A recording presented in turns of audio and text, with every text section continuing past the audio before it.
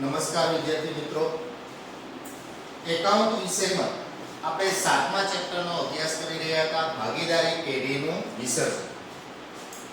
જેમાં છેલ્લે આપણે આ ચેપ્ટરમાંથી તમને 3 બાબતો જે પરીક્ષામાં પૂછાવાની હતી, એ 3 બાબતોમાં એક થિયરીનો પ્રશ્ન હશે, એક ખરા ખોટાનો પ્રશ્ન હશે અને એક આમનોંધ હશે. 3 બાબતો આપણે જોઈ લીધી. છેલ્લે ટેક્સ્ટબુકમાંથી આપણે એક્ઝામ્પલ 5 ની જે આમનોંધ હતી એ આમનોંધ જોઈ અને છઠ્ઠું એક્ઝામ્પલ તમને મેં જાતે હોમવર્કમાં કરવા આપેલું હતું. તો અહીંયા તમને જે આમનોંધ પૂછાશે 5મા અને 6થા જે એક્ઝામ્પલ છે એમાંથી જ તમને કોઈ પણ આમનોંધ છે પૂછાશે. એક વધારાની બાબત જે જોવાની આવશે, ક્યારેક તમને આમનોંધ સ્વરૂપે કોઈ વ્યવહાર નહીં પણ કોઈ પણ એક પ્રકારનો વિગત એટલે કે માત્ર શબ્દ આપેલો હોય ત્યારે આપણે એની આમનોંધ કઈ રીતે કરવી એ પણ તમારે ટેક્સ્ટબુકમાં જોવાનું છે. એમાં જો ટેક્સ્ટબુકમાં ત્રીજો પ્રશ્ન છે કે નીચેના પ્રશ્નોના ટૂંકમાં જવાબ આપો. પેજ નંબર 310 ઉપર ટેક્સ્ટબુકમાં એક્ઝામ્પલ નંબર 3 છે, પેજ નંબર 310 ઉપર છે. ત્યાં તમે ત્રીજું એક્ઝામ્પલ જોશો તેમાં તમને જુદા જુદા 6 પ્રશ્નો આપેલા છે. એમાંથી એક પ્રશ્ન બાકી આપણે બધા જોઈ જ ગયા છે. પેલું વિસર્જન સમયે ચોપડા બંધ કરવા કયા ખાતા ખોલવામાં આવે, બધા પ્રશ્નો આપણે થિયરીમાં જોઈ જ ગયા છે. વિસર્જન કરવા અદાલત કેવા હુકમ કરી શકે એ પણ આપણે જોઈ ગયા. ટૂંકનોંધ પણ આપણે જોઈ ગયા. બાળ મિલકત નિકાલ ખાતું. 5મો પ્રશ્ન છે પેઢીની કાનૂની જોગવાઈઓ શું જોઈ ગયા અને સામાન્ય વિધિક પ્રક્રિયા. પણ ત્રીજા પ્રશ્નમાં એક ચોથો પ્રશ્ન તમને જે આપેલ છે એમાં ખાસ ધ્યાન રાખજો. ઘણી વખત તમને 3 માર્કમાં છે એ પ્રશ્ન પૂછી શકે કે ભાગીદારી પેઢીના વિસર્જન સમયે પાકા સરવૈયામાં દર્શાવેલ નીચેની બાકીઓનો નિકાલ કેવી રીતના કરશો તે શું કરવું સમજાવો. નીચે તમને કોઈ વ્યવહાર નથી આપેલ, માત્ર એક શબ્દ આપેલ છે જે બાકી આપેલ છે. તમને યાદ કીધું વિસર્જન સમયે બધી બાકી છે એ શેમાં દર્શાવેલ છે? પાકા સરવૈયામાં. આપણે પાકા સરવૈયામાંથી એનો માત્ર શું કરવાનો? નિકાલ કરવાનો.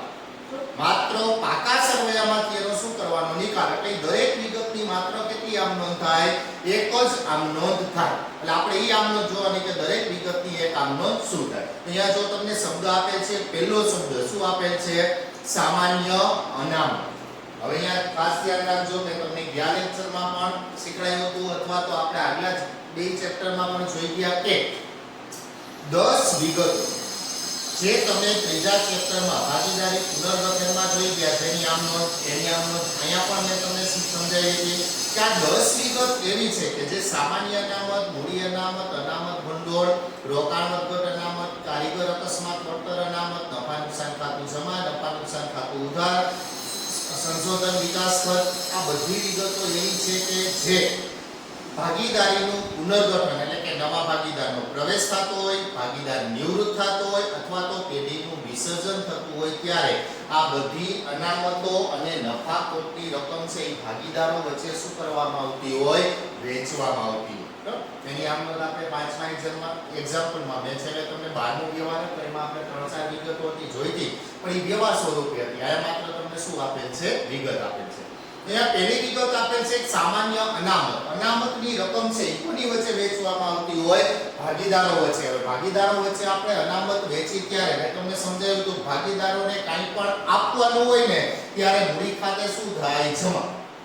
ભાગીદારોને કાંઈ પણ આપવાનું હોય ત્યારે મૂડી ખાતે શું થશે? જમા. અને જ્યારે ભાગીદારો પાસેથી કાંઈ પણ વસૂલ કરવાનું હોય ત્યારે મૂડી ખાતે શું થતું હોય? ઉધાર થતું હોય. તો અહીંયા આપણે જે અનામત છે અનામતની રકમ આપણે ભાગીદારોને શું કરવાની છે? આપવાની હોય ત્યારે મૂડી ખાતે શું થશે? જમા. બસ એટલું જ યાદ રાખવાનું. તો ઉધાર કોના ખાતે કરવાનું? તો કે જે વિગત આપેલ છે એ. તો અહીંયા સામાન્ય અનામત છે તો એની આમનોંધ શું થશે? પેલી તો કે સામાન્ય અનામત ખાતે ઉધાર.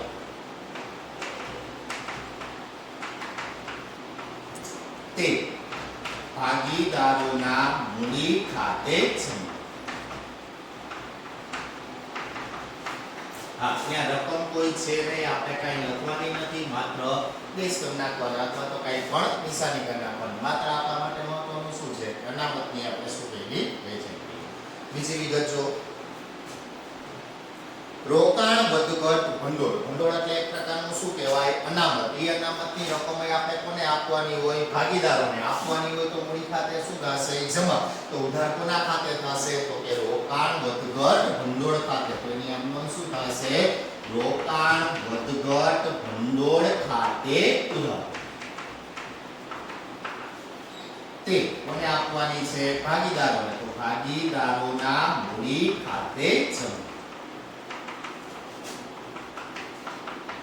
આ ભંડોળની આપણે ભાગીદારો વચ્ચે શું કરી? વહેંચણી કરી. ત્યાર પછીનો ત્રીજો શબ્દ છે એમાં કારીગર અકસ્માત વળતર ભંડોળ. બરાબર? ત્યાં તમને કીધું કારીગર અકસ્માત વળતર ભંડોળ. ભંડોળ એટલે શું કહેવાય? અનામત. એની રકમ આપણે ભાગીદારોને શું કરવાની હોય? આપવાની હોય. આપવાની હોય તો મૂડી ખાતે શું થશે? જમા. તો ઉધાર કોના ખાતે થશે? કારીગર અકસ્માત વળતર ભંડોળ ખાતે. કારીગર અકસ્માત વળતર ભંડોળ ખાતે ઉધાર. તે કોને આપવાની છે? ભાગીદારોને. એટલે ભાગીદારોના મૂડી ખાતે જમા. રકમ નથી એટલે રકમની જગ્યાએ માત્ર આપણે શું કરી નાખશું? બેસ કરી નાખશું.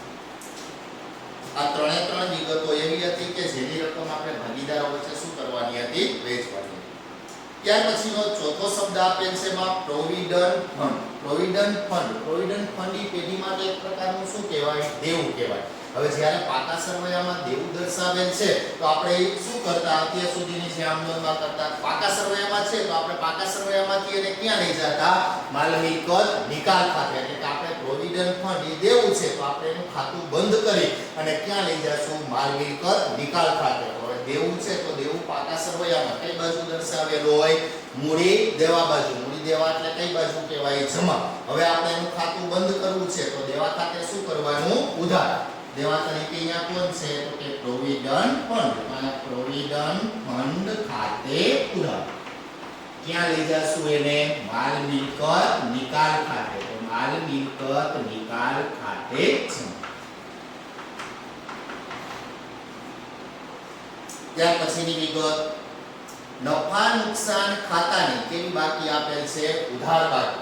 નફા નુકસાન ખાતું છે એ બંને હોઈ શકે. ઉધાર પણ હોઈ શકે અને જમા પણ હોઈ શકે. જો નફા નુકસાન ખાતાની જમા બાકી આપેલ હોય તો એ પેઢી માટે એક પ્રકારનો શું કહેવાય? નફો. અને નફો થયો હોય તો ભાગીદારોને શું કરવાનું હોય? આપવાનું હોય. અહીંયા તમને કીધું નફા નુકસાન ખાતાની કેવી બાકી? ઉધાર. ઉધાર એટલે પેઢીનું શું કહેવાય? નુકસાન. અથવા તો આપણે એને શું કહેતા હોય? ખોટ. તો અહીંયા પેઢીને ખોટ ગઈ તો ભાગીદારોને આપવાનું નથી પણ એના પાસેથી શું કરવાનું? વસૂલ કરવાનું. વસૂલ કરવાનું હોય તો મૂડી ખાતે શું થશે? ઉધાર. તો જમા કોના ખાતે થશે? ભાગીદારના મૂડી ખાતે. તો અહીંયા આપણે ખોટની રકમ ભાગીદારો પાસેથી વસૂલ કરશું એટલે કે ભાગીદારોના મૂડી ખાતે ઉધાર. તે નફા નુકસાન ખાતે જમા.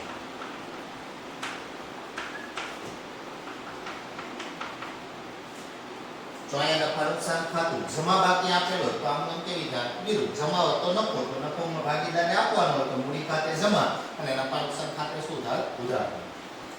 ત્યાર પછીનો શબ્દ આપેલ છે એમાં ઘસારા ફંડ. ઘસારા ફંડ. ફંડો આવે ને એટલે પેઢીનું એક પ્રકારનું શું કહેવાય? દેવું. પ્રોવિડન્ટ ફંડ અને ઘસારા ફંડ આ બંને છે એ પેઢી માટે એક પ્રકારનું શું કહેવાય? દેવું. હવે દેવું છે તો પાકા સરવૈયામાંથી આપણે એને ક્યાં લઈ જશું? માલ મિલકત નિકાલ ખાતે. તો દેવાની બાકી કેવી હોય? જમા. હવે આપણે ખાતું બંધ કરશું તો દેવા ખાતે શું કરશું? ઉધાર. તો એની આમનો છે એ શું થશે? ઘસારા ફંડ ખાતે ઉધાર. તે દેવું છે એટલે એને ક્યાં લઈ જશું? માલ મિલકત નિકાલ ખાતે જમા. આ બધા શબ્દોની શું થઈ? આમનોંધ. એટલે ક્યારેક તમને પરીક્ષામાં માત્ર એવું કીધું હોય કે વિસર્જન સમયે નીચે આપેલ જે બાકીઓ છે એટલે કે માત્ર શબ્દ આપેલો હોય તો એનો નિકાલ કરો ત્યારે માત્ર એની કેટલી નોંધ થાય? એક. જો એ રકમ ભાગીદારોની હોય તો ભાગીદારો વચ્ચે વહેંચી દેવાની. કોઈ પણ દેવું હોય તો દેવાનું ખાતું બંધ કરી અને એને ક્યાં લઈ જવાનું? માલ મિલકત નિકાલ ખાતે. બસ આ ચેપ્ટરમાં હવે આપણે બીજી કોઈ વધારાની બાબતો જોવાની આવશે નહીં. ત્રણ બાબતો જે પૂછાવાની છે ત્રણ બાબતો આપણે જોઈ ગઈ. એક થિયરીનો પ્રશ્ન હશે, એક ખરા ખોટા હશે અને એક તમને શું પૂછાશે? આમનોંધ પૂછાશે. પણ એક બાબત છે કે જ્યારે આપણે થિયરી જોઈ ત્યારે આપણે થિયરી જોતી વખતે તમને છેલ્લે એક માલ મિલકત નિકાલ ખાતાની ટૂંક નોંધ જોયા પછી મેં તમને એવું કીધું હતું એક પ્રશ્ન આપણે બાકી રહેશે એ પ્રશ્નની તમે અહીંયા જગ્યા છોડી દેજો અને એ પ્રશ્ન આપણે છઠ્ઠો પ્રશ્ન હતો માલ મિલકત તફાવત આપો માલ મિલકત નિકાલ ખાતાની પ્રથમ પદ્ધતિ અને બીજી પદ્ધતિ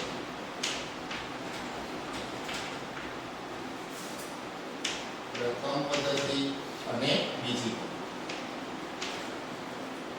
એક પ્રશ્ન આપણે બાકી રાખ્યો હતો એટલા માટે બાકી રાખ્યો હતો કે આમનોન સંખ્યા પછી તમને એમાં થોડી વધારે ખ્યાલ આવે એટલા માટે ઈ પાંચમો કે છઠ્ઠો પ્રશ્ન આપણે હતો તમે જોઈ લેજો જે વિદ્યાર્થીઓ અહીંયા વચ્ચે જગ્યા ન છોડેલો હોય તો એ પ્રશ્ન છે એ ક્યાં લખી નાખજો છેલ્લે લખી નાખજો અથવા થિયરીના પ્રશ્ન પૂરા થયા ત્યાં જગ્યા હોય તો અહીંયા અડધા પેજમાં તમે જગ્યા રાખવાનું મેં કીધું તો અહીંયા જગ્યા રાખેલો તો અહીંયા તમારે પ્રશ્ન લખી નાખવાનો છે અને એ પ્રશ્ન શેનો છે તો કે તફાવત માલ મિલકત નિકાલ ખાતાની પ્રથમ પદ્ધતિ અને બીજી પદ્ધતિ તમને 3 માર્કમાં છે થિયરી તરીકે પ્રશ્ન પૂછાઈ શકે કે માલ મિલકત નિકાલ ખાતાની પ્રથમ પદ્ધતિ અથવા બીજી પદ્ધતિનો તફાવત સમજાવો જો કે અત્યાર સુધી આપણે જે કંઈ પણ આમનોંધ જોઈ એ આમનોંધ માલ મિલકત નિકાલ ખાતાની કઈ પદ્ધતિ મુજબ હતી પ્રથમ પદ્ધતિ મુજબ બીજી પદ્ધતિ મુજબ તમને અભ્યાસક્રમમાં ક્યાંય આમનોંધ છે પૂછાતી નથી બરાબર માત્ર જે આમનોંધ પૂછાય કઈ પદ્ધતિ મુજબ પૂછાય છે પ્રથમ પદ્ધતિ મુજબ આ તો બીજી પદ્ધતિનો તફાવત છે એટલા માટે આપણે સમજી લઈએ પ્રથમ પદ્ધતિ અને બીજી પદ્ધતિમાં શું તફાવત આવે તો જ્યારે માલ મિલકત નિકાલ ખાતું છે પેઢી જે તૈયાર કરતી હોય એ તૈયાર કરતી વખતે બે પદ્ધતિ મુજબ તૈયાર કરી શકતી હોય આપણે જે અત્યાર સુધી બાબતો જોઈ માત્ર કઈ પદ્ધતિ મુજબ હતી પ્રથમ પદ્ધતિ મુજબ તો જ્યારે પેઢી માલ મિલકત નિકાલ ખાતું છે એ બે પદ્ધતિ મુજબ તૈયાર કરતી હોય ત્યારે એ પ્રથમ પદ્ધતિનો ઉપયોગ કરે અથવા ત્યારે બીજી પદ્ધતિનો ઉપયોગ કરતો હોય તો કે જ્યારે પેઢીની તમામ મિલકતો છે પેઢીની તમામ મિલકતો અથવા પેઢીના તમામ દેવા આ તમામ મિલકતો અને દેવાનો નિકાલ છે એ એક સાથે થતો હોય એક સાથે જ્યારે પેઢીની તમામ મિલકતો અને દેવાનો નિકાલ છે એ એક સાથે થતો હોય એટલે કે પેઢીની તમામ મિલકતો વેચાઈ જતી હોય એમાંથી પેઢી તમામ દેવાઓ શું કરતી હોય ચૂકવી દેતી હોય એ તમામ નિકાલ એક સાથે થતો હોય ત્યારે પેઢી માલ મિલકત નિકાલ ખાતું છે ને કઈ પદ્ધતિ મુજબ તૈયાર કરતી હોય પ્રથમ પદ્ધતિ અને જ્યારે પેઢીની આ તમામ મિલકતો કે દેવાનો નિકાલ છે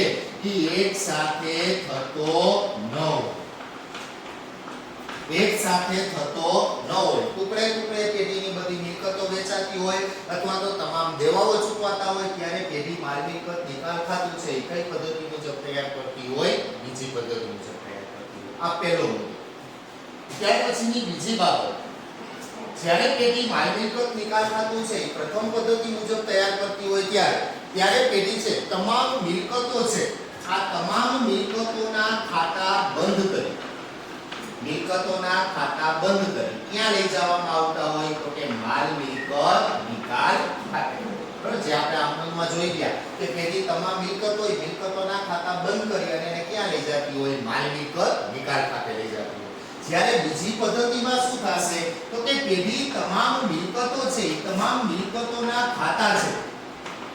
ખાતા બંધ કરી અને એને ક્યાં લઈ જાય તો કે જે તે મિલકત ખાતે ક્યાં લઈ જાય છે જે તે મિલકત ખાતે અને પછી તો કે એ મિલકત ખાતાનો જે તફાવત આવે મિલકત ખાતાનો તફાવત અથવા તો એને આપણે શું કહીએ નફો કે ખોટ એ તફાવતને ક્યાં લઈ જવામાં આવતો હોય તો કે માલ મિલકત નિકાલ ખાતે લઈ જવામાં આવતો આ બંને પદ્ધતિ વચ્ચે આટલો તફાવત આપણે જે આમનોંધ જોઈએ આમનોંધમાં આપણે શું કરતા કારણ કે આપણે પ્રથમ પદ્ધતિ મુજબ ઉપયોગ કરતા કે તમામ મિલકતો છે બંધ કરીને એને ક્યાં લઈ જતા તો કે માલ મિલકત નિકાલ ખાતા જ્યારે બીજી પદ્ધતિમાં શું થાય તો કે પેઢી તમામ મિલકતોના ખાતા બંધ તો કરશે પણ એને ક્યાં લઈ જાય જે તે મિલકત ખાતું એનો મતલબ કે મકાન છે તો પેઢી મકાનનું શું તૈયાર કરતી હોય ખાતું યંત્ર છે તો યંત્રનું શું તૈયાર કરવામાં આવતું હોય ખાતું દરેક ખાતાઓ તૈયાર કરી દાખલા તરીકે કાંઈ યંત્ર ખાતું આ પેઢીએ યંત્ર ખાતું તૈયાર કર્યું હવે તો કે પાકા સરનામાં જે યંત્ર છે